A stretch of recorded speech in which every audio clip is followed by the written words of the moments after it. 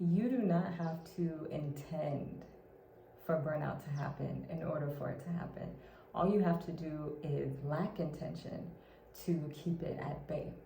What I mean by this is if we look at the law of entropy, which tells us that anything left to itself moves more and more to disorder.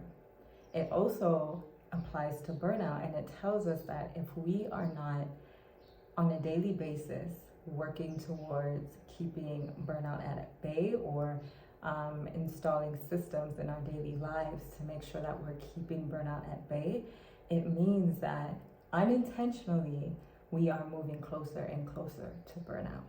An example I can give is if you are not intentionally tracking your food, making sure that you're going to the gym every day, making sure you're getting a good amount of sleep, making sure that you're keeping your stress levels down, you will over time move more and more towards being overweight, or maybe even obesity, or maybe even diseases like diabetes.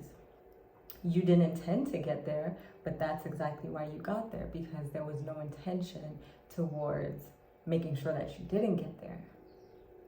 What I find is it's usually the most passionate people, the people who care the most about their work, that fall into the trap of burnout. So some of the systems that you can set in place on a daily basis, number one is making sure that you are breaking your stress cycles throughout the day, not at the end of the day, not at the end of the week, not at the end of the quarter or after a project, but throughout the day.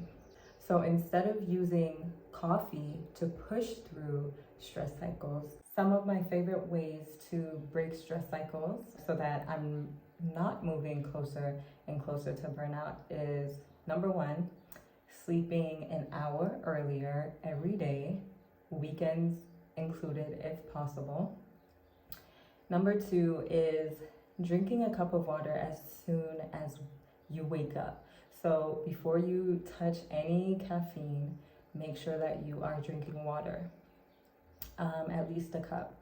So when you're sleeping, the act of sleeping and everything that's going on in your brain as you're sleeping is actually very dehydrating.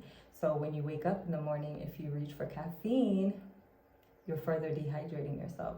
And so this does not help in the war against burnout.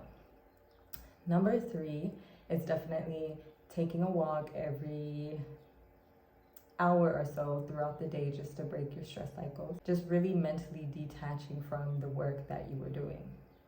And number four, if you're in the position to delegate any tasks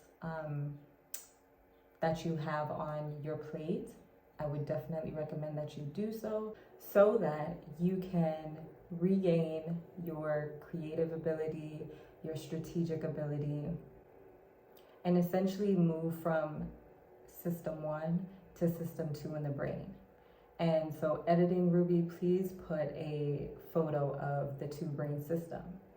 In system 1, that is where you find our stressed brain, our fast automatic brain.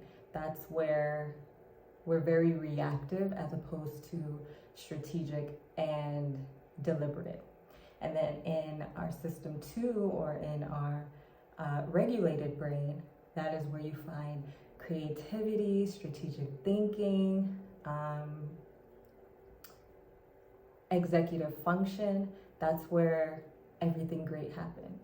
And just to move it away from work, we can even say that's where we show up the best as a parent, a friend, a spouse. So it's very important to break your stress cycles, regulate, and then go back to showing up as your best self. I hope this out.